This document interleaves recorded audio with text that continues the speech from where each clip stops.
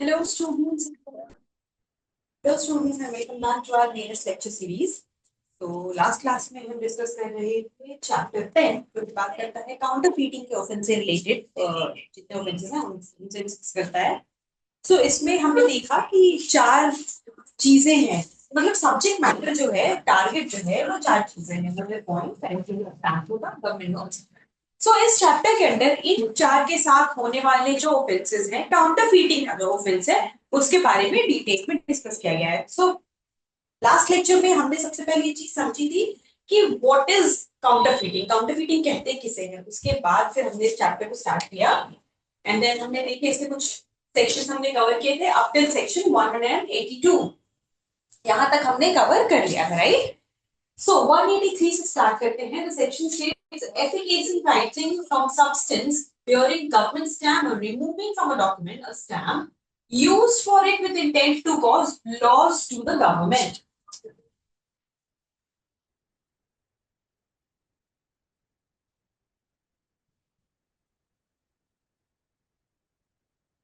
Are the section numbers not correctly? So अब देखिए क्या रहा है ये किस ऑफेंस के बारे में बात करता है. इसका सेक्शन टॉक्स अबाउट ऐसे ऐसे ऑफेंस. एफिकेसिंग इज रिमूव करना. ठीक है. एफिकेसी का मतलब हुआ रिमूव करना. रिमूविंग. एफिकेस मतलब remove. Removing writing from substance bearing government stamp मतलब गवर्नमेंट स्टैम्प के ऊपर अगर कोई राइटिंग है उसे रिमूव करना. और removing from a document a stamp used for it.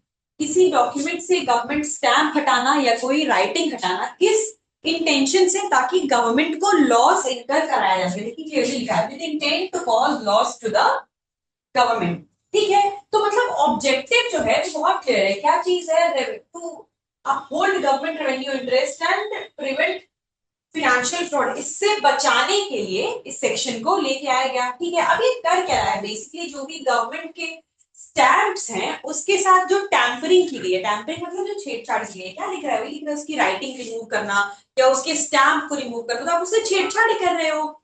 उससे की गई छेड़छाड़ को ये एक ऑफेंस बनाता है और जिसका मेनली ऑब्जेक्टिव क्या था कि गवर्नमेंट को लॉस इनकर कराया जा सके. तो ये सेक्शन जो है इस फ्रॉड से इस लॉस से गवर्नमेंट को बचाने के लिए ऑब्जेक्टिव से बनाया गया है. ठीक है क्या भाई. एक्ट क्या है इस सेक्शन के अंदर. एक्ट क्या चीज है. इरेजिंग या effacing writing from a stamped material. Effacing मैंने सोचा रिमूव करना. तो किसी स्टैम्प्ड मटेरियल से मतलब कोई ऐसी चीज जिसपे स्टैम्प क्या है गवर्नमेंट का स्टैम्प है उस पे से जो राइटिंग है उसे हटा देना. ठीक है. राइटिंग रिमूव जैसे स्टैम्प पेपर्स है उस पे जो लिखी हुई चीज है उसे रिमूव कर देना. ठीक है. उसे हटा देना. या removing a stamp from a document where it has already been used. या तो राइटिंग रिमूव कर देना या फिर स्टैम्प रिमूव कर देना. दोनों में से कोई एक चीज रिमूव कर देना. किस इंटेंशन से. फ्रॉड कमिट करने के. क्या इंटेंशन है. To cause monetary loss to the government. जैसे हमने कल डिस्कस किया था. मैंने एक एग्जांपल दिया था स्टैम्प पेपर स्कैन का. तो उसमें भी क्या है कि आपने कोई भी डॉक्यूमेंट लिया उसपे से आपको जो राइटिंग है वो हटा दी. अच्छा जैसे स्टैम्प पेपर्स जो बन रहा है उसपे क्या है एक stamp paper can only be used once उसपे गवर्नमेंट के स्टैम्प्स हैं that is used for official purposes for legal purposes right. वो उसपे गवर्नमेंट का स्टैम्प है उसपे कुछ लिखा गया है. अब व्हाट यू आर डूइंग आप उसपे जो स्टैम्प है या वो जो लिखा हुआ है उसे रिमूव कर दिया. उसे रिमूव करके वापस रीयूज करने के लिए. इससे होगा क्या. इससे गवर्नमेंट को लॉस कॉज होगा. तो ये लॉस कॉज करने के लिए आपने क्या किया कि उसके आप तो स्टैम्प हटा दिए ताकि उस पर रीस्टैंपिंग करने के लिए उसे रीयूज किया जा सके. या फिर उस पर जो राइटिंग है उसको रीयूज करने के लिए उसकी जो राइटिंग थी वो रिमूव करी so that it can be used later also. It can be used again. इस ऑफेंस को इस एक्ट को इस सेक्शन में ऑफेंस बनाया गया है. देखिए क्या कह रहा है. Whoever fraudulently. क्लियरली सबसे पहले तो फ्रॉड करने के इंटेंशन से. ठीक है. गवर्नमेंट को धोखा देने के लिए गवर्नमेंट के साथ फ्रॉड करने के लिए with intent to cause loss to the government. Fraudulent तरीके से गवर्नमेंट को क्या मॉनेटरी लॉस कॉज कराने के लिए गवर्नमेंट को लॉस कॉज करने के लिए क्या करता है. रिमूव्स और effaces from any substance bearing any stamp issued by the government for the purpose of revenue Any writing or document for which such stamp has been used or removed from any writing or document, a stamp which has been used for such writing or document, in order that such stamp may be used for a different writing or document, shall be punished with imprisonment up to 3 years or fine or both. Clearly, देखिए essentials क्या क्या बता रहे हैं. सबसे पहले तो fraudulently, ठीक है. फ्रॉड करने के लिए इंटेंशन क्या है? गवर्नमेंट को लॉस कॉज करना. आपका इंटेंशन ऑफ क्लियरली लिखा हुआ है फ्रॉडुलेंटली है. ऑब्जेक्टिव क्या है? गवर्नमेंट को लॉस कॉज करना. ठीक है. इंटेंशन क्या हो गया? फ्रॉडुलेंटली. ऑब्जेक्टिव क्या हो गया? गवर्नमेंट को लॉस कॉज करना. इसलिए एक्ट क्या किया? या तो स्टैंप रिमूव कर दिया किसी मटेरियल से, किसी डॉक्यूमेंट से, या जो स्टैंप है तो उसकी राइटिंग रिमूव कर दी. इनमें से कुछ भी रिमूव कर लेना. ये सेक्शन 183 के अंदर ऑफेंस है, जिसकी पनिशमेंट क्या रहती है? 3 साल तक या तो इम्प्रिजनमेंट या फाइन या वो दोनों किया जा सकता है. देखिए एफिसिंग, इट इज erasing या removing writing until the document appears blank or reusable. जैसे मैंने कहा स्टैम्प पेपर का, ठीक है, स्टैम्प पेपर है. स्टैम्प पेपर ये होता है, यहाँ पे लिखा होता है 100 रुपीज का भारत सरकार इस तरीके से लिखते हैं. अब कोई चीज जैसे एफिडेविट है, ठीक है, ये बना हुआ है. अब what you did, you removed all of this. इसे बिल्कुल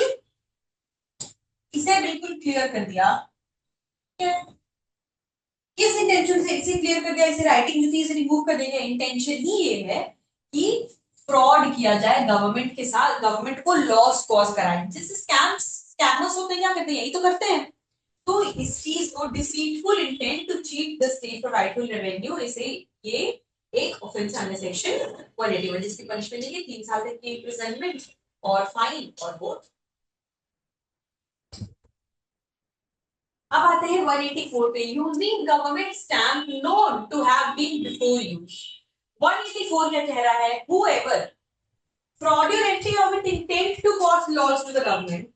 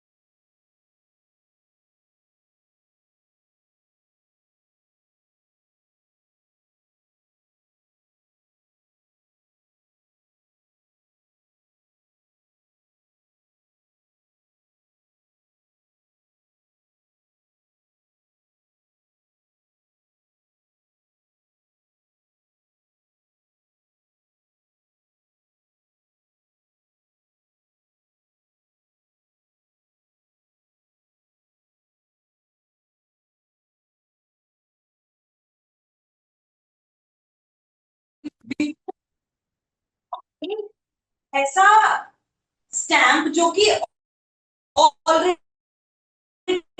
यूज्ड है, use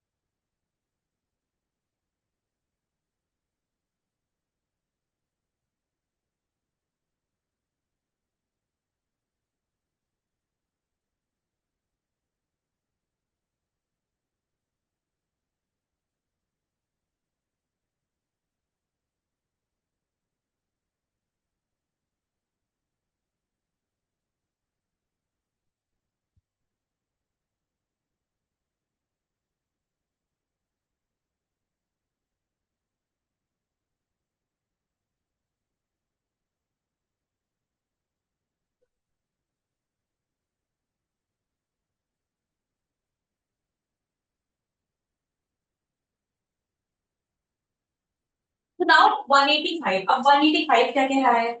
eraser of mark denoting that stamp has been used, उस मार्क को इरेज करना जिससे पता लगे कि स्टैम्प यूज किया गया है। जैसे क्या होता है, कोई भी ऑफिशियल डॉक्यूमेंट है गवर्नमेंट का, उस पर स्टैम्प लगता है, तो उस स्टैम्प को रिमूव करना, erasure of mark denoting that stamp has been used.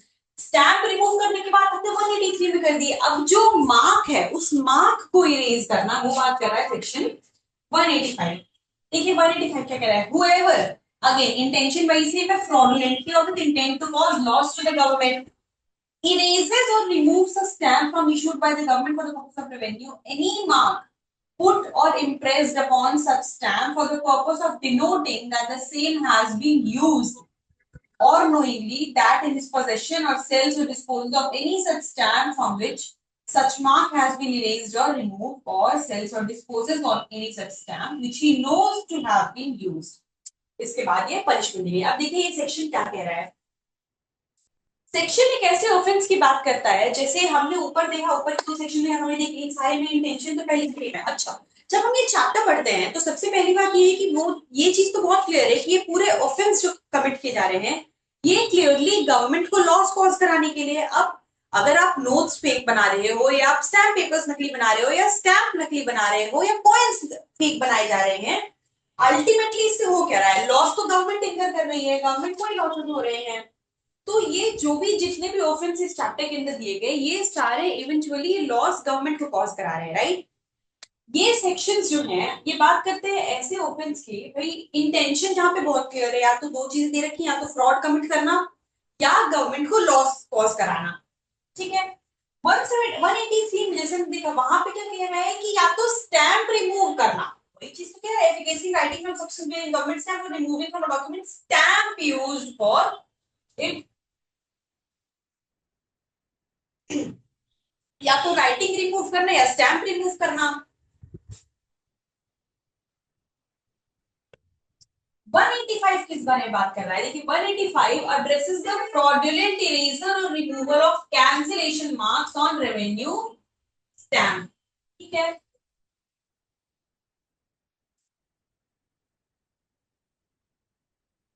Act किस चीज के बारे में बात कर रहा है? इरेजर या रिमूवल, किस चीज के? अक्यूज्ड ने क्या क्या, accuse must have physically erased or removed the mark, किसी स्टैंप के मार्क को फ्रॉड करने के इंटेंशन से, या लॉस कमिट करने के, लॉस कॉज करने के इंटेंशन से, डेलिबरेटली जानबूझ के लिखा, या फ्रॉडुलेंटली, फ्रॉडुलेंटली क्या किया, जो स्टैंप का मार्क था उसे रिमूव कर दिया गया। देखिए क्या लिखा, टाइप ऑफ मार्क कह सकते हैं, ink signature, date stamp, perforations, initials, कुछ भी, अभिषेक, cancellation, any type of mark जिससे पता चले कि ये डॉक्यूमेंट ऑलरेडी यूज्ड है, इस चीज को खत्म करने के लिए, ताकि गवर्नमेंट, अच्छा एक यूज स्टैम्प है उसका आप वापस यूज करवाओगे तो गवर्नमेंट को उससे लॉसेस इनकर हो रहे हैं, उसके रेवेन्यू पे फर्क पड़ रहा है। तो उस इंटेंशन से आपने क्या किया कि इतने में से कुछ भी, इन टाइप में से किसी भी तरीके का मार्क हो, या कोई इंक का सिग्नेचर हो, या इम्प्रेशन हो, या पंच होल हो, या फिर इनिशियल्स हो किसी भी टाइप के, या कोई स्टैम्प हो, सील, कुछ भी, अगर इन सब में से कोई भी रिमूव किया या इरेज किया, इसलिए इंटेंशन क्या है? या तो फ्रॉड कमिट करना डेलिबरेटली एंड डिसऑनेस्ट इंटेंशन से, इसलिए गवर्नमेंट को रॉन्गफुल लॉस कॉज करवाने के लिए, ठीक है, वो इस सेक्शन के अंडर ऑफेंस हो जाएगा। सिर्फ इतना ही नहीं, देखिए एसेंशियल क्या क्या है, अभी तक तो हमने देखा, पहली चीज ये कि इंटेंशन है, ठीक है, हमें समझ में आ रहा है इंटेंशन। दूसरा, एक्ट क्या हो रहा है? रिमूवल हो रहा है, किसी मार्क का रिमूवल। सिर्फ इतना ही नहीं, possession and sale, the law extends beyond the person who actually erases the mark. Remove किया वो तो एक चीज हो गई, ठीक है, दूसरी चीज क्या कह रही है? Holding tampered stamp with intent to use them, अगर आपने जो रिमूव किया गया है, जिसमें से मार्क रिमूव किया गया है, ऐसे किसी डॉक्यूमेंट को रखा है जिसमें से स्टैम्प रिमूव किया गया है, उस आपके पोजीशन में है, किस लिए? आपका इंटेंशन ये है उसको रीयूज करना। होल्डिंग टेम्पर्ड स्टैम्प, स्टैम्प जिसकी टैम्परिंग की जा चुकी है, मतलब मार्क रिमूव किए जा चुके हैं, उनको रखना with the intent to use this, उसे रीयूज करने के लिए पोजीशन में रखना, या उसका सेल या डिस्पोजल करना, ये सब इस सेक्शन के अंडर ऑफेंस है। ये सेक्शन सिर्फ और सिर्फ रिमूवल की बात नहीं कर रहा है, जैसे 181 में बात करी रिमूवल की, 182 में बात करी रीयूज करने की, 183 में मार्क को अगर रिमूव किया वो तो एक चीज है ही है, साथ ही साथ उसको या तो अपने पास रखा, अपने पोजेशन में, मतलब अपने पास होल्ड करा, पोजेशन में रखा, या सेल कर दिया, या किसी भी और तरीके से डिस्पोजल अगर करना किया, तो वो भी इस सेक्शन के अंडर ऑफेंस है। इंटेंशन क्या है? इंटेंशन ये है कि भाई उसे रीयूज किया जा सके, आपने उसे सेल भी किया, किसने, उसे पता है कि वो यूज्ड है, लेकिन उसे रीयूज करने के लिए, तो यहाँ पे पनिशमेंट कितनी है? पनिशमेंट क्या दे रखा है यहाँ पे? 3 साल तक की इम्प्रिजनमेंट या फाइन या both.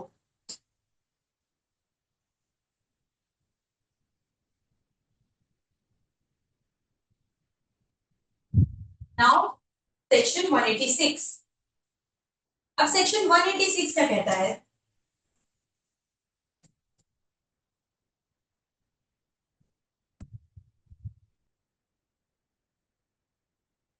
So section 186 states prohibition of fictitious stamps। अब ये fictitious क्या होता है? सबसे पहले prohibition तो हमें समझ में आया, रोक लगाना, स्टैम्प हम तक समझ चुके हैं। एक वर्ड यहाँ पे लिखा है fictitious।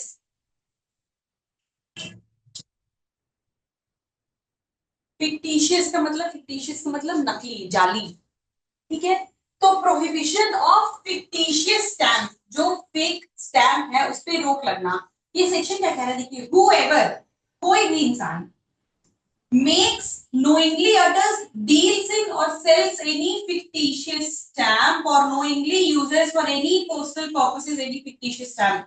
कोई भी इंसान या तो बनाता है, या उसके बारे में बताता है, या उसमें डील करता है, कुछ भी, या तो उसमें उसके बाद उसे बना रहा है नकली स्टैम्प, या उसमें डील कर रहा है किसी भी पोस्टल पर्पस के लिए, अगर उसे यूज करता है या बना रहा है नकली स्टैम्प को, तो पहली चीज वो इस सेक्शन के अंदर कवर की गई है।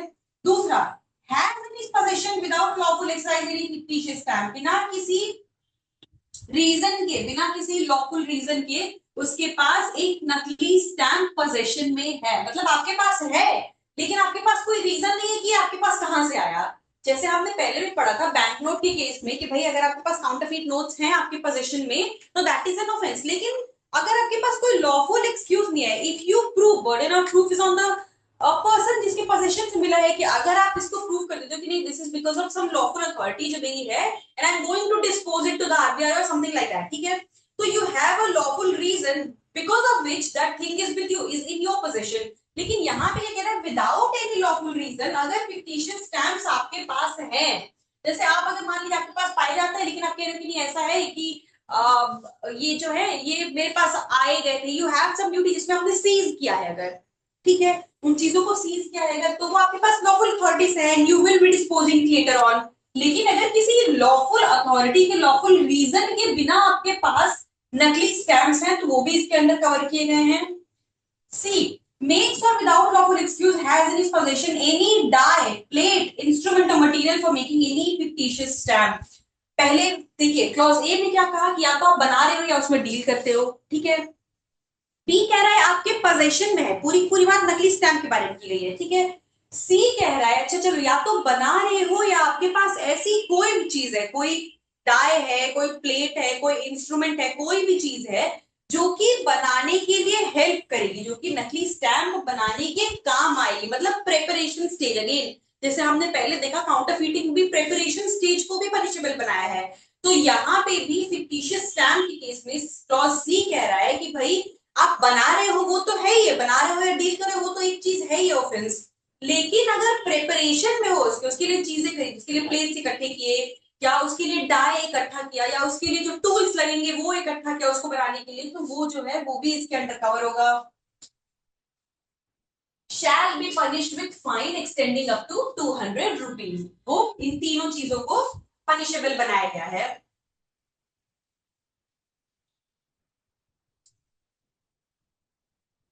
The section mainly provides mechanism to prosecute those who manufacture, use or distribute counterfeit stamps।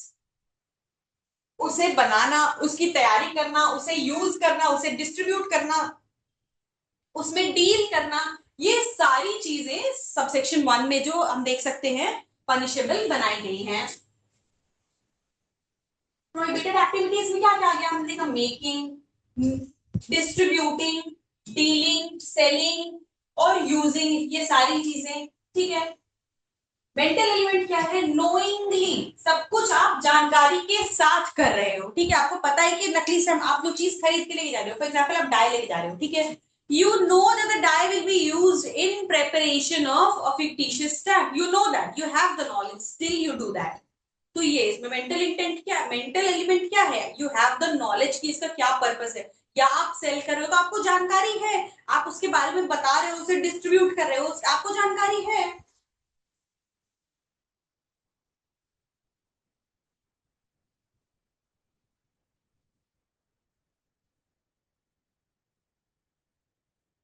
Any such stamp, die, plate, instrument, or material in the possession of any person for making any fictitious stamp may be seized, and if seized, shall be forfeited.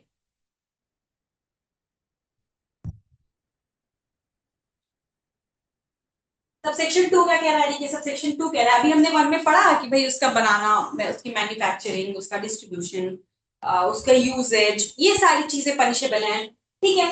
Subsection two क्या कह रहा है? Subsection two कह रहा है कि ऐसी कोई भी चीज, या तो फिक्टिशियस स्टैम्प वो तो है, या उसको बनाने वाली कोई भी चीज, देखिए लिखा है डाई, प्लेट, इंस्ट्रूमेंट, मटेरियल, कुछ भी किसी पर्सन के पोजेशन से पाया जाता है जो कि काउंटरफीट स्टैम्प्स या फिक्टिशियस स्टैम्प्स बनाने के लिए यूज किया जाएगा, तो उसे क्या कर दिया जाएगा? सीज कर दिया जाएगा। पहली चीज पे लिखा है मे बी सीज्ड, उसे सीज किया जा सकता है। And if seized shall be forfeited, मतलब जो अथॉरिटीज हैं उनके पास फोरफीचर का भी राइट दे रखा है। यहाँ पे पनिशमेंट क्या देखिए, सबसेक्शन वन में पनिशमेंट इंसान के लिए क्या है कि भाई आपको पेनाल्टी दी जाएगी, फाइन है, ठीक है। फाइन। सब सेक्शन टू कह रहा है कि अब जब अथॉरिटीज आएंगी, वो चीज पकड़ाएगा, जब सीज किया जाएगा, तो सीजन के बाद इन चीजों का क्या होगा, क्योंकि ये गलत है, इलीगल चीजें हैं, तो इनका फोर्थ फीचर कर दिया जाएगा। Authorities have the right to seize any fictitious stamp or manufacturing equipment found, और पेनल्टी क्या रहेगी? Acts the direct financial and material loss to the offender, ensure the tool of forgery are removed from circulation to prevent further crime, उसको seize कर लिया जाएगा और उसे forfeiture का कर दिया जाएगा, फोरफीच कर दिया जाएगा। अब देखिए सबसेक्शन थ्री बता रहा है कि फिक्टिशियस स्टैम्प है क्या। ठीक है। फिक्टिशियस का मतलब जैसे मैंने बताया नकली, तो जैसे हम यूज कर रहे हैं काउंटरफीट, काउंटरफीट के लिए ही यहाँ पे वर्ड फिक्टिशियस यूज किया गया है। ठीक है। In the section, fictitious stamp means a stamp falsely purporting to be issued by the government for the purpose of denoting a rate of postage or for any facsimile or imitation or representation, whether on paper or otherwise, of any stamp issued by government for that purpose. कोई ऐसा stamp जो actually government ने issue नहीं किया, stamp government issue करती है, तो हमें पता है हर चीज पे जो स्टैम्प लगता है, जब वो कितने भी अमाउंट का, जो भी रुपीज का है, कितने भी पोस्टल वैल्यू का, वो इशू कौन करता है? गवर्नमेंट इशू कर रही है। तो कोई ऐसा क्या कह रहा है, कोई ऐसा स्टैम्प जो कि एक्चुअली गवर्नमेंट इशू नहीं कर रही है, लेकिन फॉल्सली परपोर्टिंग, मतलब मिसरिप्रेजेंट कर रहा है कि गवर्नमेंट ने इशू किया है। एनी फैक्सिमाइल, इमिटेशन और representation of a stamp used for postal duty,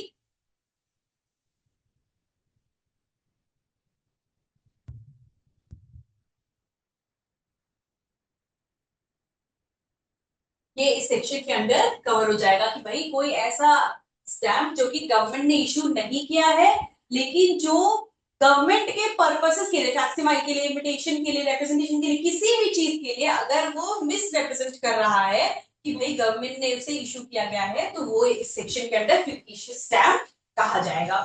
ठीक है। नाउ 178,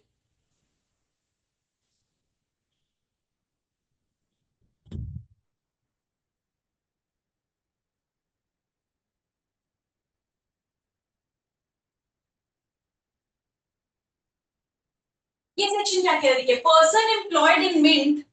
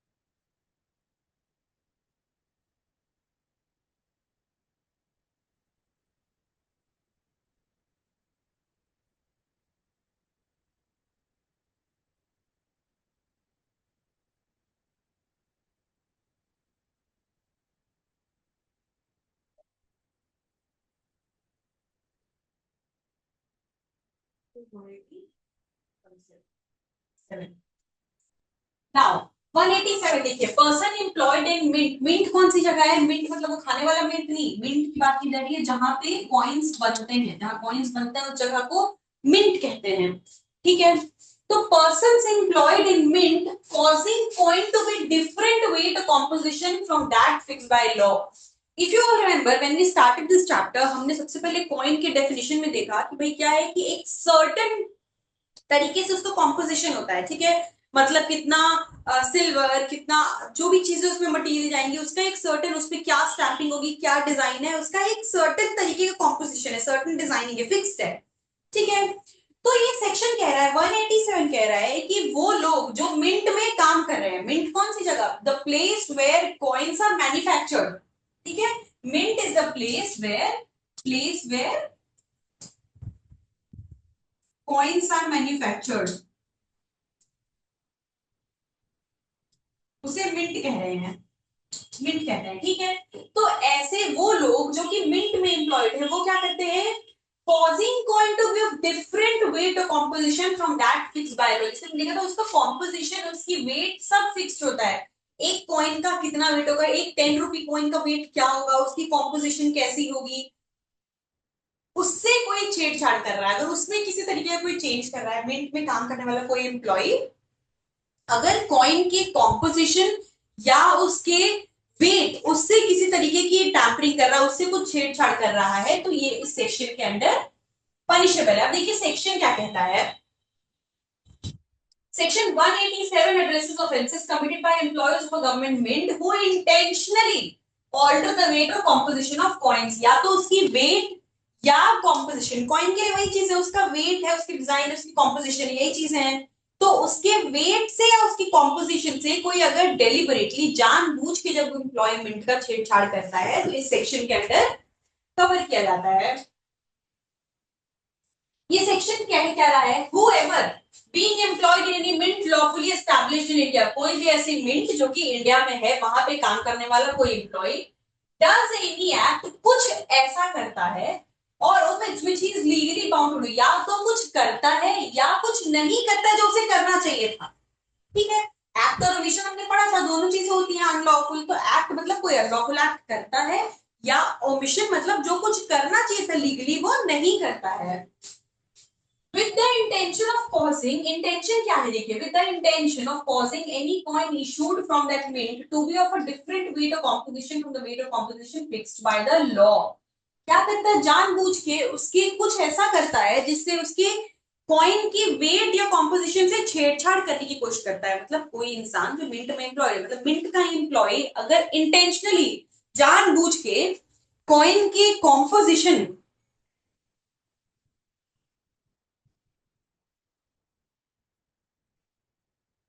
कॉइन की कॉम्पोजिशन या उसके वेट से छेड़छाड़ करता है, तो इसकी पनिशमेंट कितनी हो जाएगी? इम्प्रिजनमेंट अप टू 7 years और फाइन। देखिए यहाँ पे इसकी सिवियरिटी बढ़ गई, ऑफेंस जो है उसकी सिवियरिटी बढ़ गई, इंटेंसिटी बढ़ने की उसकी पनिशमेंट बढ़ गई। यहाँ पे पनिशमेंट इससे ज्यादा हुई। यहाँ पे क्या कह रहा है भाई, आप उसके एम्प्लॉय हो, आपको एम्प्लॉयमेंट दी गई है वहां पे, और आपका जो काम है आप उस काम के साथ ही गड़बड़ कर रहे हो गवर्नमेंट को लॉस कराने के लिए। इंटेंशनली आपने क्या किया कि भाई उसका एक फिक्स्ड है, बिकॉज कॉइन्स का वेट क्या होगा, कॉइन्स की कॉम्पोजिशन कैसी होगी, किस कॉइन की कितनी, ये फिक्स्ड है। आपने इंटेंशनली उसके साथ छेड़छाड़ करी, तो इस सेक्शन के अंदर 7 साल तक की इम्प्रिजनमेंट और फाइन है। देखिए क्या क्या एसेंशियल इंग्रेडिएंट्स हैं। एम्प्लॉय क्या कर रहा है, कोई एक्ट या omission, performs an unauthorized act, कुछ ऐसा करता है जो वो नहीं करना चाहिए था, ठीक है जी। देखिए एडिंग प्रोहिबिटेड अलॉयज, जितना जो अलॉय की या तो क्वांटिटी ज्यादा कर दी है, जो नहीं डालना था वो उसमें ऐड कर दिया। ओमिट्स अ लीगल ड्यूटी, जैसे failing to calibrate weighing scales intentionally, जानबूझ के किया। दूसरा क्या है? इंटेंशन, इंटेंशन क्या है? The act must be done with the specific intent to make the coin different from the weight or composition fixed by law. जानबूझ के जितना उसका होना चाहिए वेट और कॉम्पोजिशन, उससे उसको कम ज्यादा करने के लिए, अलग करने के लिए आपने ये किया। तो पनिशमेंट कितनी है? 7 साल तक की इम्प्रिजनमेंट और फाइन।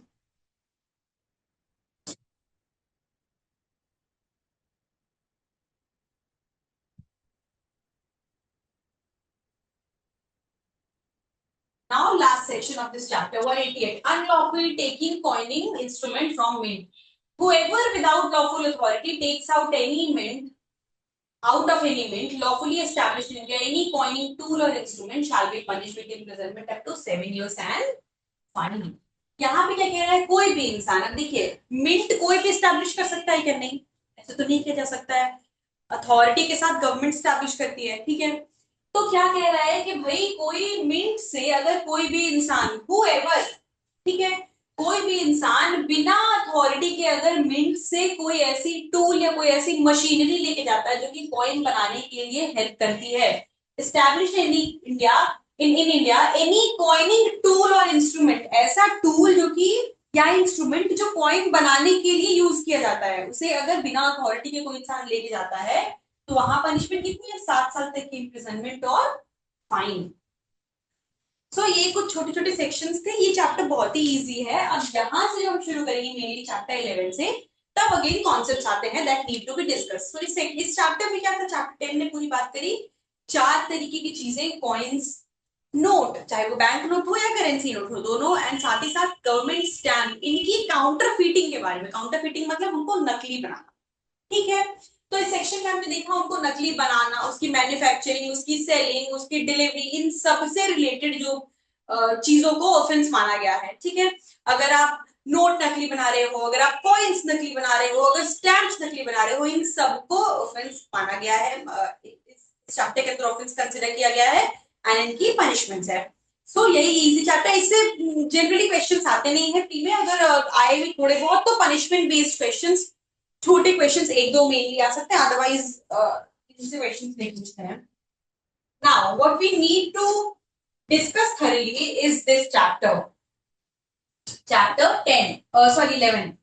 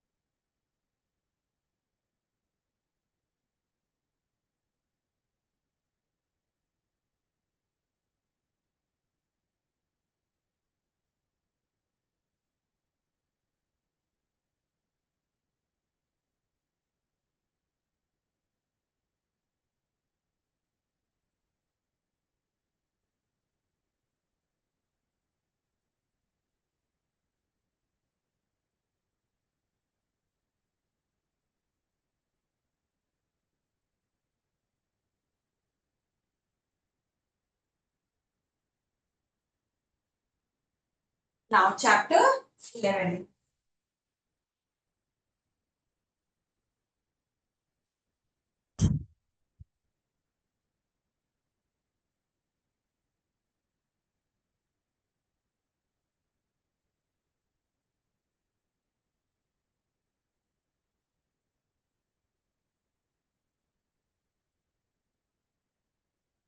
चैप्टर 11 देखिए बात करता है ऑफेंसेस अगेंस्ट द पब्लिक ट्रंक्वालिटी। अब ये ट्रंक्वालिटी होता क्या है, पब्लिक ट्रंक्वालिटी, ठीक है। ये चैप्टर आप if you all remember IPC ने भी दिया हुआ था, जो प्रोविजंस है, concept has been retain, concept वही रिटेन किया गया है, हाँ नंबरिंग ऑफ कोर्स बदली है, चीजों को जैसे जो स्कैटर्ड सेक्शंस थे उनको एक जगह किया गया है, वो बहुत सारी चीजें हमें मिलेंगी यहाँ पे देखने को। कॉन्सेप्ट वही चीज रखी गई है, कॉन्सेप्ट में किस तरीके का बदलाव नहीं है। So first of all before we start with the sections, वो तो हमें डिटेल में डिस्कशन करना ही है, बट इससे पहले हमें समझने की जरूरत है कि पब्लिक ट्रंक्वालिटी होती क्या है। What is meant by tranquility, quality का क्या मीनिंग हुआ?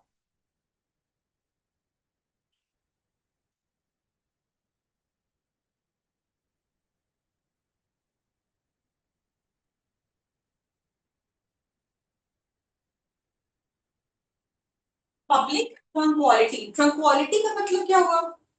तो ट्रंक्वालिटी का मतलब बेसिकली होता है एक तरीके से शांति, ठीक है, लोगों के बीच शांति रहना, मतलब लॉ एंड ऑर्डर मेंटेन रहे सारा कुछ, लोगों में कोई किसी तरीके की लड़ाई झगड़े ना हो, आपस में कोई दंगा ना हो, ये सारी चीजें, मतलब लॉ एंड ऑर्डर जब मेंटेन है, जहां शांति बनी हुई है, उसे कहते हैं पब्लिक ट्रंक्वालिटी, ठीक है, शांति एक तरीके से कह सकते, समझ सकते हैं। सो अब इस चैप्टर के अंदर ऐसे ऑफेंसेस की बात की गई है, जब चैप्टर का नाम है देखिए ऑफेंसेस अगेंस्ट द पब्लिक ट्रंक्वालिटी, यानी शांति के अगेंस्ट ऑफेंसेस जो होंगे वो इस चैप्टर के अंदर डिस्कस किए गए हैं। मतलब शांति भंग करने वाले जो ऑफेंसेस हैं, जहां लोग एक साथ मिलजुल के रह रहे हैं, बहुत सारे रिलीजन के, रेस के, कम्युनिटीज के लोग एक साथ मिलजुल के रह रहे हैं, अलग अलग ग्रुप्स के, सोसाइटी ग्रुप्स के लोग रहते हैं, उन उनके बीच जो शांति है, जो सद्भावना है, उस फीलिंग को तोड़ने के लिए, उस हार्मनी को खत्म करने के लिए जो ऑफेंसेस किए जाएंगे, शांति खत्म करने के लिए, शांति भंग करने के लिए, वो ऑफेंसेस इस चैप्टर के अंदर दिए गए हैं। तो सबसे पहले समझना जरूरी है अनलॉफुल असेंबली क्या होती है। नाउ सेक्शन 141 आईपीसी का जो था, इफ यू ऑल रिमेंबर, हमेशा ये चीज पढ़ी जाती थी, common intention common object, common intention common object, right. Section 141 जो बात करता है अनलॉफुल असेंबली की, उसी से जब हम इसको पढ़ते हैं यही से रिलेट कॉमन ऑब्जेक्ट आता है। तो जब we used to study IPC, BNS में भी सेम चीज है, तो वहां पे कॉमन इंटेंशन होता है, 32 एंड 141 के बीच का distinction common intention and common objective ये होता था। सो इस चैप्टर के अंदर वही सारी चीजें हम पढ़ेंगे, अनलॉफुल असेंबली। इससे जब हम अनलॉफुल असेंबली पढ़ेंगे तो हमें कॉमन ऑब्जेक्ट समझ में आएगा, फिर हम दोनों के बीच डिफरेंसेस समझेंगे, कॉमन इंटेंशन क्या है एंड कॉमन ऑब्जेक्टिव क्या है। जैसे जब we were studying the offence of abetment, तो वहां पे हमने देखा कि भाई जब हम, या conspiracy, not abetment, sorry, conspiracy जब हम पढ़ रहे थे तो हमने देखा कि वहां पे भी बहुत कुछ सिमिलर हो जाता है, confusing, not similar I would say, but बहुत कुछ ऐसा कंफ्यूजिंग एलिमेंट्स हैं जो कि कॉमन इंटेंशन और कॉन्स्पिरेसी के बीच देखने को मिलते हैं। तो हमने उसे प्रॉपरली समझने की कोशिश करी, क्या डिस्टिंक्शन है दोनों के बीच, राइट। सो वैसे जब हम अनलॉफुल असेंबली पढ़ेंगे तो इसी से ही हमें कॉन्सेप्ट मिलेगा कॉमन इंटेंशन का। जब हम कॉमन इंटेंशन समझेंगे, इसके साथ हम डिस्टिंक्शन करेंगे common intention and common object का, सो दैट दोनों कॉन्सेप्ट क्लियर हो। एंड ये बहुत ओपन पूछे जाने वाले क्वेश्चंस में से बहुत कॉमनली पूछा जाता है, common objective and common intention में डिफरेंस क्या है। तो ये हम लोग समझने की कोशिश करेंगे। सेक्शन 141 आईपीसी में जो अनलॉफुल असेंबली दिया गया था, उसी सेम चीज को यहाँ पे 189 के अंदर रख दिया गया है, ठीक है। पर्पस क्या है इस सेक्शन का? To maintain public order by preventing groups from using collective strength to break the law. एक साथ आके कानून न तोड़े, उस चीज को इंश्योर करने के लिए अनलॉफुल असेंबली बनेगी। देखिए नाम ही है अनलॉफुल असेंबली, असेंबली मतलब इकट्ठा होना, कलेक्ट होना कलेक्टिवली, और अनलॉफुल मतलब अनलॉफुल तरीके से। तो ऐसी असेंबली, ऐसा कलेक्ट होना, ऐसे लोगों का एक जगह इकट्ठा होना जो अनलॉफुल है। अगर लोगों का एक जगह इकट्ठा होना अनलॉफुल है तो डेफिनेटली कुछ ना कुछ बात तो मतलब किसी गलत पर्पस के लिए है, उसका ऑब्जेक्टिव कुछ गलत है। अदरवाइज गैदरिंग, सोशल गैदरिंग्स तो वेडिंग्स में भी होती हैं, फॉर एग्जाम्पल वेडिंग हो या और भी बहुत सारे इवेंट्स होते हैं जहाँ पे लोग इकट्ठे होते हैं, क्यों नहीं उन असेंबलीज में या क्यों नहीं उन गैदरिंग्स को अनलॉफुल कहा? जब नाम है अगर अनलॉफुल असेंबली, तो मतलब क्लियरली वो असेंबली जो है वो अनलॉफुल है। और अनलॉफुल क्यों है? Because of the reason that it has been made for some purpose जो कि लॉफुल नहीं है, किसी ऐसे ऑब्जेक्टिव के लिए बनाया गया जो कि अनलॉफुल है, जो कि लॉफुल नहीं है, जो कि लॉ के अगेंस्ट है। इसीलिए क्योंकि उस चीज के लिए बनाया गया, उस अनलॉफुल पर्पस के लिए बनाया गया, तो इस असेंबली को, यहाँ पे लोग इकट्ठे होने को, इस रीजन से अनलॉफुल असेंबली कह रहे हैं, ठीक है। अब देखते हैं सबसे पहले यहाँ पे क्या है, N assembly of unlawful assembly किसे कहेंगे। Subsection 1. An assembly of 5 or more persons is designated an unlawful assembly if the common object of the persons composing that assembly is। अब देखिए यहाँ पे दो टर्म्स में मिले। जैसे मैंने कहा कि जब हम अनलॉफुल असेंबली पढ़ते हैं तो उसको ही पढ़ते पढ़ते कॉमन ऑब्जेक्ट आता है, ठीक है, कॉमन ऑब्जेक्ट समझा जाता है। सबसे पहले हमने यहाँ पे क्या देखा कि एक अनलॉफुल असेंबली होने के लिए सबसे पहली चीज क्या लिखी हुई है, N assembly of 5 or more person is designated an unlawful assembly. मतलब अनलॉफुल असेंबली होने के लिए मिनिमम 5 लोग चाहिए। यही कह रहा है ना, ये सेक्शन ही कह रहा है कि किसी असेंबली को अनलॉफुल असेंबली तब कहेंगे जब 5 या 5 से ज्यादा लोग, 5 और मोर पर्सन। 5 और मोर का क्या मतलब है? मतलब मिनिमम नंबर 5 है, कम से कम 5 लोग। If the common object of the person composing that assembly, अगर वो 5 लोग इनमें से किसी ऑब्जेक्टिव के लिए बनाए गए हैं। किसी असेंबली को, यानी कभी 5 या 5 से ज्यादा लोगों के ग्रुप को अनलॉफुल असेंबली कब कहेंगे? तब कहेंगे जब वो ग्रुप बनाया गया हो इनमें से किसी ए टू ई जो दे रखा है, इनमें से किसी ग्रुप को अचीव, इनमें से किसी ऑब्जेक्टिव को अचीव करने के लिए बनाया गया है। If the common object of the person composing that assemblies, अगर ये जो असेंबली है मतलब 5 लोग जो है, जैसे ए बी सी डी ई, ये 5 लोग हैं, ठीक है, ये 5 अलग अलग लोग हैं। अगर इन पांचों का कॉमन ऑब्जेक्टिव क्या है? ऑब्जेक्टिव ये है मिलके इनमें से कुछ करना। जो 5 चीजें ऊपर दे रखी है, सेक्शन 189 का क्लॉज 1 सब सेक्शन 1 जो है वो बता रहा है सबसे पहले कि क्या है अनलॉफुल असेंबली है क्या। सबसे पहले क्या कह रहा है कि अनलॉफुल असेंबली होने के लिए भाई सबसे पहले तो 5, तो कम से कम 5 लोग चाहिए। 5 या 5 से ज्यादा कितने भी हो सकते हैं, मैक्सिमम नंबर स्पेसिफाई नहीं किया हुआ है। देखिए 5 और मोर लिखा है, मतलब मिनिमम स्पेसिफाइड है। मिनिमम कितना है? 5। मिनिमम 5 लोग होने चाहिए अनलॉफुल के लिए, मैक्सिमम कितने भी हो सकते हैं। तो 5 या 5 से ज्यादा लोग जब इकट्ठे होते हैं किस चीज के लिए? किसी ऐसे ऑब्जेक्टिव को फुलफिल करने के लिए जो यहाँ लिस्टेड है, इनमें से किसी ऑब्जेक्टिव को फुलफिल करने के लिए जब इकट्ठे होते हैं तो उसे अनलॉफुल असेंबली कहते हैं। सबसेक्शन में यही बता रहा है। नाउ अब ये ऑब्जेक्टिव्स क्या है, क्योंकि यही कह रहा है कि इनमें से किसी पर्पस के लिए जब इकट्ठे होते हैं तो क्या क्या पर्पस देखिए। तो थ्रेशोल्ड कितना होने यहाँ पे हमें समझ में आया कि 5 और मोर, मतलब कम से कम 5 लोग तो होने ही चाहिए। सबसे पहला एसेंशियल हमें मिल गया कि अनलॉफुल असेंबली होने के लिए कम से कम 5 लोग तो चाहिए। 5 से कम लोग, मान लीजिए 3 लोग ए बी सी ऐसे, इनमें से किसी एक पर्पस के लिए इकट्ठा हुआ, चलिए जो भी है इनमें से कोई एक पर्पस ले लेते हैं, ठीक है। किसी एक पर्पस उनका यही है, लेकिन लोग सिर्फ 3 है, तो क्या वो अनलॉफुल असेंबली है? नहीं, क्लियरली नहीं होगा। उनका पर्पस इसमें जरूर फॉल कर रहा है, वो जो कर रहे हैं वो गलत कर रहे हैं, लेकिन वो अनलॉफुल असेंबली नहीं कहेंगे। क्यों? क्योंकि सबसे पहली रिक्वायरमेंट ये कहती है अनलॉफुल असेंबली के लिए कि अनलॉफुल असेंबली होने ही के लिए लोग जो है वो कम से कम 5 लोग होने चाहिए। 5 से ज्यादा, 5 या 5 से ज्यादा होंगे तभी अनलॉफुल असेंबली कहेंगे, अदरवाइज अनलॉफुल असेंबली से नहीं कहेंगे। ठीक है।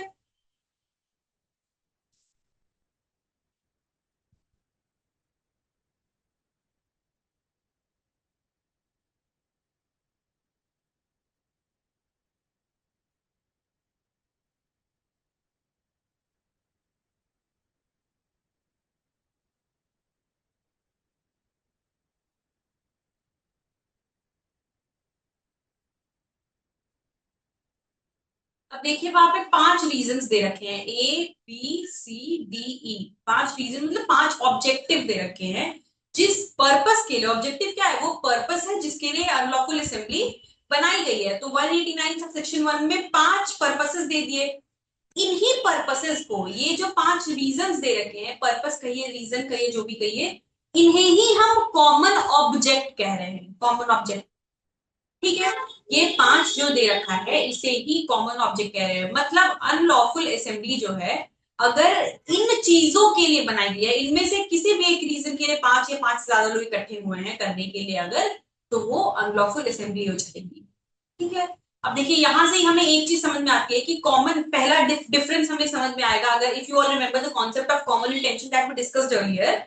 कॉमन इंटेंशन में कहीं कोई रीजन स्पेसिफाइड नहीं था कि किस चीज के लिए लोग इकट्ठे हो रहे हैं। वहां ये चीज थी, दो दो डिफरेंट लेवल समझने कि वहां पे तो कॉमन इंटेंशन है, कॉमन कह रहे हैं, तो क्लियरली एक इंसान तो कॉमन हो ही नहीं सकता, एक इंसान के लिए वो इंडिविजुअल हो जाएगा। तो कॉमन इंटेंशन होने के लिए कम से कम 2 लोग चाहिए, मिनिमम 2 लोग, और मैक्सिमम की रिक्वायरमेंट नहीं थी। 2 और मोर लिखा है, ठीक है। तो कॉमन इंटेंशन होने के लिए कम से कम 2 लोग चाहिए, ठीक है। लेकिन यहां अनलॉफुल असेंबली में कम से कम 5 लोग चाहिए, पहली चीज। दूसरा, कॉमन इंटेंशन जो है वहां पे रीजन स्पेसिफाइड नहीं था कि किस चीज को हम कॉमन इंटेंशन कह रहे हैं। वहां पे कोई भी प्लानिंग हो, किसी भी चीज को, कोई भी अनलॉफुल एक्ट करने के लिए अगर प्लानिंग की गई है, तो प्लानिंग के फर्दरेंस कोई एक्ट किया जा रहा है तो उसे हम कॉमन इंटेंशन कह रहे हैं। एक्ट कुछ भी हो सकता है, कोई भी अनलॉफुल एक्ट हो सकता है, लेकिन यहां पे स्पेसिफाई कर दिया गया कि 189 के सबसेक्शन 1 के अंदर जो 5 क्लॉजेस दे रखे हैं इसमें अगर वो फॉल करेगा तभी वो कॉमन इंटेंशन है और तभी वो अनलॉफुल असेंबली कहा जाएगा, किसी और रीजन से नहीं। तो ये 5 ग्राउंड्स क्या कह रहे हैं? देखिए जो एसेंशियल हमने अभी तक देखे, सबसे पहले कि मेडिकल स्टूडेंट कम से कम 5 लोग होने चाहिए। कॉमन ऑब्जेक्ट, देखिए डिफरेंशिएट किया हुआ है, the group must share a unified purpose, not just a common intention. Intention की यहाँ बात नहीं हो रही है, यहाँ हम ऑब्जेक्ट की बात कर रहे हैं, पर्पस सेम होना चाहिए। हमने पढ़ा था जब we were discussing the concept of intention, if you all remember, हमने ये चीज पढ़ी थी, मैंने एक स्टेटमेंट कहा था कि motive is the end, intention is the means. ये चीज थी, मतलब मोटिव क्या है, वो एंड, वो क्या करना है, जो अल्टीमेट एक्ट है, और कैसे करना है, ये इंटेंशन है। तो यहाँ वही डिफरेंस है। जब हम ऑब्जेक्ट कहते हैं, ये ऑब्जेक्ट मतलब क्या, ऑब्जेक्टिव, ऑब्जेक्टिव यानी मोटिव, आपका एंड गोल क्या है, जो एंड गोल है वो ऑब्जेक्टिव है, लेकिन जो जरिया है, मतलब जो मीन्स है, जो मीडियम है, वो इंटेंशन है। तो हम 189 में इंटेंशन की बात नहीं करते हैं, हम यहाँ पे गोल की बात करते हैं। अल्टीमेट गोल क्या है, जो कॉमन ऑब्जेक्टिव है, उसकी बात की जा रही है।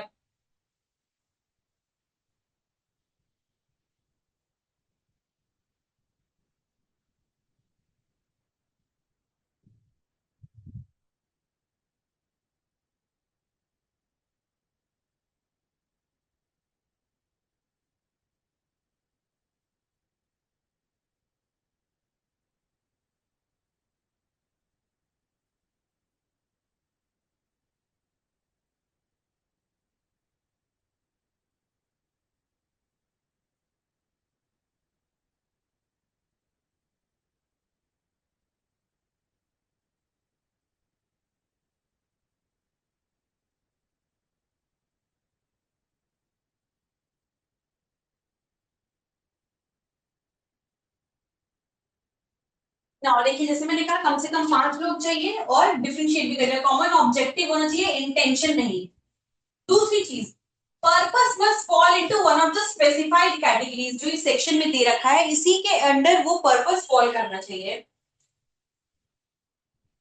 An assembly that is lawful when it assembles may subsequently become an unlawful assembly if its common object changes. जैसे हमने पढ़ा था कॉमन इंटेंशन के कॉन्सेप्ट में भी, के टाइम में भी ये कॉन्सेप्ट देखा था कि common intention at the spot, similar intention और कॉमन इंटेंशन का कॉन्सेप्ट वहां पे पढ़ा था कि इंटेंशन सिमिलर है, लेकिन ऑन द स्पॉट वो सिमिलर इंटेंशन कॉमन इंटेंशन में कन्वर्ट हो सकता है। भाई हाँ ठीक है, किसी का मर्डर करना है, ठीक है, ये है, दो अलग अलग लोग अलग अलग तरीके से सोच रहे हैं। भाई किसी ने सोचा जहर देने का, किसी ने सोचा गोली मारने का, इंटेंशन क्या है, भाई जो अल्टीमेटली सोच रहे हैं वो, अल्टीमेट उनको जो मोटिव है वो क्या है, किसी की जान लेना, लेकिन जरिया मीन्स अलग अलग है, इंटेंशन तो अलग अलग है। किसी ने जो सोचा जहर देके मारने का, किसी ने सोचा गोली मार के उसको मर्डर करने का, लेकिन ऑन द स्पॉट आने के बाद दोनों ने सोचा कि भाई दोनों का, क्योंकि जो अल्टीमेट जो गोल है वो सेम है, एक ही चीज करना चाहते हैं, तो वो शेयर्ड तरीके से कर सकते हैं, मिल के कर सकते हैं, तो वहां सिमिलर इंटेंशन कन्वर्ट हो रहा था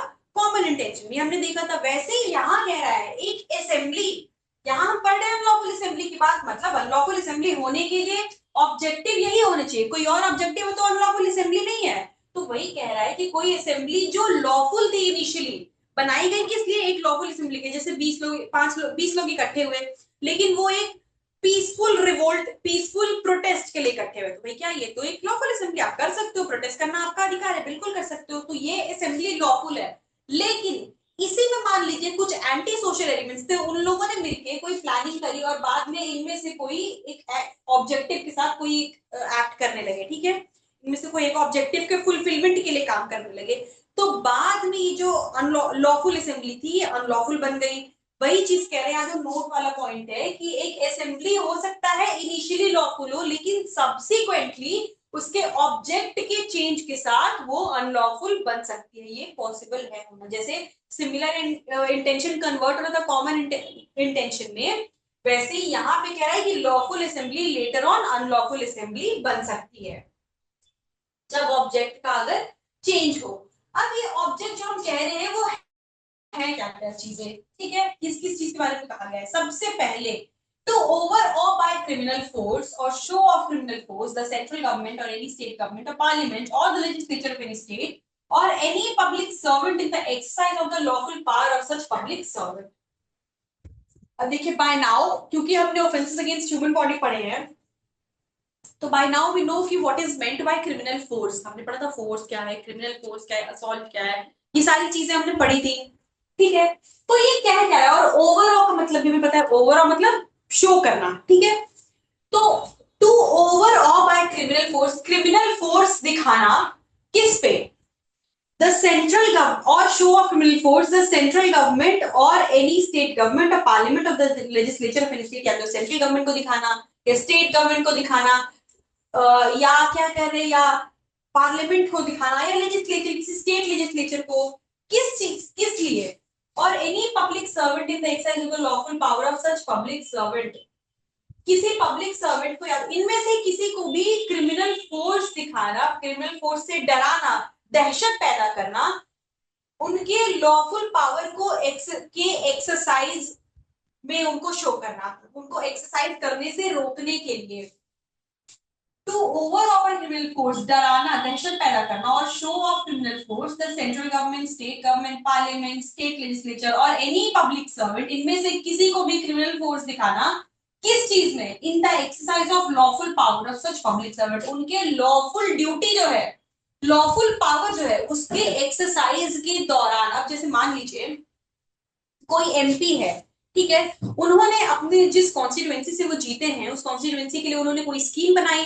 अब जिस जगह के लिए बनाई वहां के कुछ ऐसे लोग हैं, एंटी सोशल लोग हैं, एंटी सोशल एलिमेंट्स हर जगह पे होते हैं, ऐसे कुछ लोग होते ही हैं जिन्हें लड़ाई झगड़े में और इस तरीके की चीजों में मजा आता है। तो वहां के कुछ लोग हैं, उन लोगों ने क्या किया कि भाई because they did not agree to the policy जो कि एमपी ने शुरुआत करी थी जिस चीज की, तो उन्होंने क्या किया कि भाई इसको वापस लीजिए आप। ठीक है, उनका इंटेंशन ये था। अब इस चीज के लिए उन्होंने क्या किया कि भाई एक साथ 8 लोग इकट्ठे हुए और उनके घर के बाहर जाके तोड़ फोड़ की बहुत ज्यादा मतलब नारे लगाए और गन्स के साथ वहां पे पूरा प्रदर्शन किया। एक पीसफुल प्रोटेस्ट हो सकता है, जैसे मैंने कहा कि पीसफुल, यही लोग अगर पीसफुल तरीके से उनके बाहर घर के बाहर इकट्ठे होते और शांति तरीके से अपना जो उनका एंगर है, एंग्स्ट है, वो शो करते हैं, तो वो एक अलग तरीके होता है, एक अलग बात होती है, एक अलग तरीका होता है, which was justified, which is lawful, जो लॉफुल तरीके से होता है। लेकिन व्हाट दे चोज, उन्होंने सोचा कि नहीं ऐसे बात नहीं बनेगी, तो उन्होंने सीधे क्या किया, घर के बाहर जाके बहुत हंगामा मचाया और आर्म्स के साथ गए वहां पे, गन्स गन्स चलाए, वहां के जो सिक्योरिटी गार्ड थे उनको इंजर्ड कर दिया, वहां पे बहुत ईंटे पत्थर फेंके, बहुत मतलब अपना फोर्स दिखाने की कोशिश की। ठीक है, किस लिए, किस लिए कि भाई आपका ये जो स्कीम है, जो आप पॉलिसी लेके आए हो, इससे हम अग्री नहीं करते, इसको वापस लीजिए। तो ये चीज यही कहने की कोशिश कर रहा है कि किसी पब्लिक सर्वेंट के या लेजिस्लेचर, पार्लियामेंट, किसी के भी कहीं पे भी किसी को लॉफुल पावर एक्सरसाइज करने से रोकने के लिए, उनके लॉफुल पावर के एक्सरसाइज के दौरान करने के लिए से रोकने के लिए अगर क्या किया जाए, शो क्रिमिनल फोर्स को शो किया जाए, तो इस ऐसे इस पर्पस के लिए भी अगर कोई असेंबली बनाई गई है तो इसे अनलॉफुल असेंबली कहेंगे। मतलब पहला ऑब्जेक्टिव ये हो गया। ठीक है क्या, देखिए, ओवरऑल बाय क्रिमिनल फोर्स और शो ऑफ क्रिमिनल फोर्स किसको, central government, state government, parliament, state legislature, ये कोई पब्लिक सर्वेंट किसी भी चीज के लिए, किस चीज में, while exercising their lawful power, उनके लॉफुल पावर जो उनकी ड्यूटी है लॉफुल तरीके से उस चीज को एक्सरसाइज करने के दौरान उनका इंटेंशन क्या है मेनली। अगर देखिए, जो जैसे मैंने कहा कि एमपी जो है वो कोई स्कीम लेके आ रहे हैं जो कि उनका वो दायरा है, वो ये चीज कर सकते हैं, ठीक है, लॉफुल एक्सरसाइज है वो। पर अगर लॉफुल एक्सरसाइज करने के दौरान ये शो किया जा रहा है तो उसका इंटेंशन क्या है, क्लियरली रोकना, उसके अगेंस्ट अपना एंगर शो करना, आप इस चीज को दिखाना कि भाई आप आपके अगेंस्ट है, हम इस चीज से अग्री नहीं करते हैं, हम डिसअग्री करते हैं, ये चीजें जाहिर करना। इसी चीज से इसी चीज के लिए अगर ये बनाई गई है असेंबली तो 189 में फॉल करेगी। ठीक है, using intimidation to prevent the government from functioning, मतलब हम आपसे अग्री नहीं करते, आपको काम नहीं करने देंगे, इस पर्पस से रोकने के, इस पर्पस से अगर किया गया है तो ऐसी असेंबली को अनलॉफुल असेंबली कह रहे हैं, पहला। दूसरा, to resist the execution of any law or any legal process, जैसा मैंने अभी एग्जाम्पल में बताया कि भाई क्या कह रहा है दूसरा। पहला पार्ट तो हो गया कि आपने क्या किया कि सरकार को, चाहे central government, state government, public servant है, कोई भी, किसी को भी, उनको फोर्स दिखाए, क्रिमिनल फोर्स दिखाए उनके लॉफुल पावर के एक्सरसाइज के दौरान। ठीक है, दूसरी बात क्या कह रहा है, दूसरी बात किसी लॉ के एग्जीक्यूशन के दौरान, to resist the execution of any law or any legal process, कोई लॉ को एग्जीक्यूट करने से रोकने के लिए, जैसे कोई कानून बनाया गया, ठीक है, उस कानून को एनफोर्स करने से रोकने के लिए आपने क्या किया भाई, जैसे एक एग्जांपल ले लें, मान लीजिए कि हमारी कंट्री है डेमोक्रेटिक कंट्री, बहुत सारी तरीके के यहाँ पे लोग जो है अपने अपने रिप्रेजेंटेटिव्स को इलेक्ट करते हैं और सरकारें लोगों के लिए काम करती हैं, ठीक है, यही होता है इलेक्शंस में। नाउ जैसे सेंट्रल गवर्नमेंट ने फार्मर्स से रिलेटेड एक एक्ट बनाया था, राइट, एक एक्ट बनाया जिसके लिए बहुत प्रोटेस्ट किए गए, बहुत सारे, बट वो प्रोटेस्ट पीसफुल प्रोटेस्ट थे, पीसफुल प्रोटेस्ट थे, कितने लोग इकट्ठे हो गए थे वहां पे, थाउजेंड्स लोग इकट्ठे थे, पर वो, और वो कितना लंबा वो प्रोटेस्ट चला, लेकिन वो पीसफुल प्रोटेस्ट थे, वो करना अलाउड है, वो कितने भी लोग मिलकर साथ में कर सकते हैं, बट इमेजिन,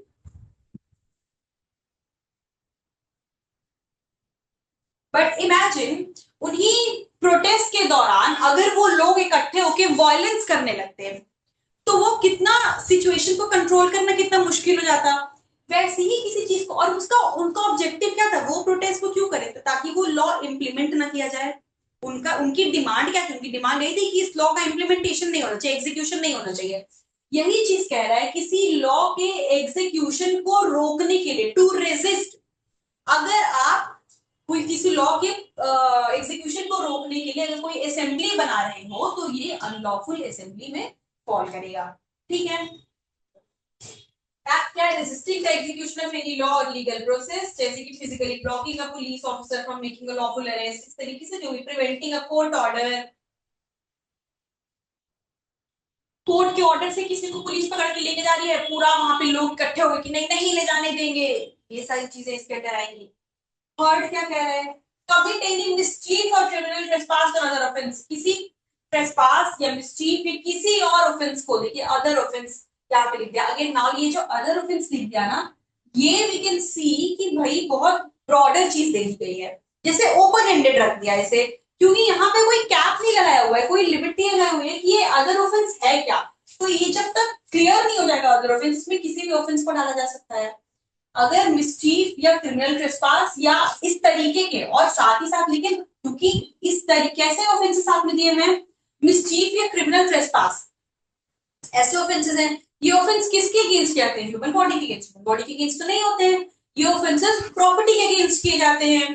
तो जब हम इन अदर ऑफेंसेस को इंटरप्रेट करेंगे, तो यहाँ अब क्लियरली ये बात है कि हाँ, अदर ऑफेंस लिख दिया तो बहुत वाइडर एम्बिट छोड़ दिया गया, मतलब कोई भी ऑफेंस आ सकता है, लेकिन कोई भी, अगर आपने रूल्स ऑफ इंटरप्रिटेशन पढ़ा है तो हमें पता है कि जो प्रीवियसली यूज्ड टर्म्स होते हैं, उनकी ही रेफरेंस में जो एटसेट्रा या अदर इस तरीके के जो टर्म्स हैं, उनको इंटरप्रेट किया जाता है, तो यहाँ जो अदर ऑफेंसेस होंगे, ये और कैसे ऑफेंस है, ये यहाँ हम क्या साथ में किडनैपिंग को ला सकते हैं, नहीं, यहाँ जब भी आएंगे ऐसे ऑफेंसेस आएंगे जो कि प्रॉपर्टी के अगेंस्ट किए जा रहे हैं, जैसे लिखा है ना क्रिमिनल ट्रेसपास या मिसचीफ, तो प्रॉपर्टी के अगेंस्ट जो ऑफेंसेस किए जाएंगे वो इसके अंडर, मतलब प्रॉपर्टी के अगेंस्ट कोई ऑफेंस करने के लिए अगर लोग इकट्ठे हुए हैं, वो भी अनलॉफुल असेंबली।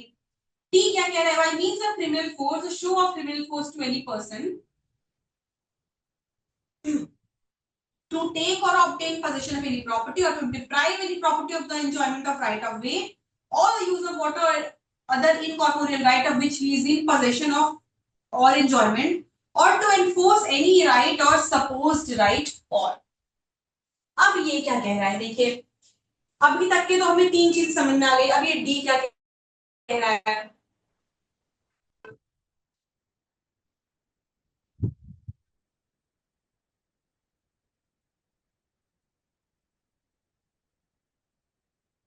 क्रिमिनल फोर्स दिखाना किस चीज के लिए, किसी पर्सन को रोकने के लिए, to by means of criminal force, show of criminal force का यूज करके, to take or obtain possession of any property, मतलब किसी प्रॉपर्टी के पोजीशन के लिए, पोजीशन लेने के लिए, या तो फोर्स दिखाना, फोर्स का यूज करना, या किसी इंसान को उसकी प्रॉपर्टी के एंजॉयमेंट से रोकने के लिए, प्रॉपर्टी उसी की है, लेकिन आप क्या कर रहे हो कि पांच लोग हो और अपने ऐसे गुंडे टाइप के लोग हो, और उसको इंसान को रोकने के लिए कि नहीं हम तुम्हें ये नहीं यूज करने देंगे, उसके घर पे जाके उसके जाके कुछ किसी तरीके की ऐसी चीजें करो जिससे उसे रोकने के लिए, ठीक है, उसके प्रॉपर्टी के एंजॉयमेंट से उसे डिप्राइव करने के लिए, रोकने के लिए, या तो प्रॉपर्टी का पोजीशन लेने के लिए, कब्जा करने के लिए, या उसके एंजॉयमेंट से उसे रोकने के लिए। और last, by means of criminal force, to show of criminal force, to compel any person to do what he is not legally bound to do or omit what he is legally entitled to do। और साथ ही साथ last ही क्या कह रहा है, criminal force का use या show करके करना किस चीज के लिए, किसी इंसान को कुछ ऐसा करने के लिए, कंपेल करने के लिए जो या तो वो खुद से वो कभी नहीं करता, to compel any person to do what is not legally bound, कुछ ऐसा करने के लिए जो वो नहीं कर, जो वो करने के लिए बाउंड नहीं है, या कुछ ऐसा नहीं करने के लिए जो वो करने के लिए बाउंड है। ठीक है, मतलब इलीगल एक्ट या ओमिशन की यहाँ बात की जा रही है। तो हमने देखा कि यहाँ पे 5 पर्पसेस दे रखे हैं, 5 ऑब्जेक्टिव्स दे रखे हैं। अगर 5 या 5 से ज्यादा लोग इनमें से किसी भी एक पर्पस के अकम्प्लिशमेंट के लिए इकट्ठे होते हैं, जिनमें क्या क्या चीजें हैं, फोर्स से सरकार को काम करने से रोकने के लिए, या किसी कानून को अपोज करने के लिए, उसको रेजिस्ट करने के लिए, या किसी प्रॉपर्टी में ट्रेसपास करने के लिए, या मिसचीफ करने के लिए, या हाउस ब्रेकिंग करने के लिए, ऐसा कोई भी ऑफेंस, या प्रॉपर्टी या फोर्स दिखा के किसी प्रॉपर्टी पे कब्जा करना, या जिसकी प्रॉपर्टी है उसे एंजॉयमेंट करने से रोकने के लिए। और लास्ट क्या कह रहा है कि फोर्स से किसी भी इंसान को कुछ ऐसा करने के लिए कंपेल करना जो वो लीगली कभी नहीं करता, या कुछ ऐसा करने से रोकना जिसके लिए वो लीगली बाउंड है करने के लिए। इन सब पर्पसेस के लिए अगर कोई असेंबली बनाई गई है 5 या 5 से ज्यादा लोगों की, तो उसे अनलॉफुल असेंबली कहेंगे। ठीक है, अब देखिए ये एक्सप्लेनेशन वही पॉइंट कह रहे हैं जो हमने पहले पढ़ा कि N assembly which was not unlawful when it assembled may subsequently become an unlawful assembly. मतलब जरूरी नहीं है कि जब 6 7 लोग 8 लोग अगर साथ में है तो वो किसी अनलॉफुल असेंबली, वो अनलॉफुल असेंबली ही है, नहीं। हो सकता है वो शुरू में किसी लॉफुल पर्पस के साथ में थे, लेकिन बाद में उन्होंने कुछ ऐसा डिसाइड कर लिया इनमें से कुछ एक कमिट करने का। ठीक है, तो वो जो असेंबली है वो बाद में अनलॉफुल असेंबली बन जाएगी।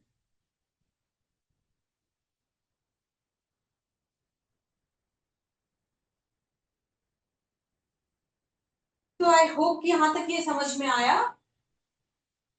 It's a long chapter, it's a very long chapter actually. Will be continuing it in the next lecture. I hope कि आपको ये कॉन्सेप्ट समझ में आया। देखिए जो चैप्टर 10 के अंडर जो ऑफेंसेस दिए गए हैं काउंटर फीटिंग वाले, वो तो बहुत ही इजी, बहुत छोटे छोटे ऑफेंसेस हैं। मेनली ऐसी बातें करते हैं कि भाई पॉइंट्स के या नोट हो गए, करेंसी नोट हो गए, बैंक नोट हो गए, कुछ भी हो गए, हुंडे जैसे होती है, या चेक, ये सारी चीजें होती हैं, तो ये सब बैंक नोट के अंदर आता है, हमने पढ़ा था।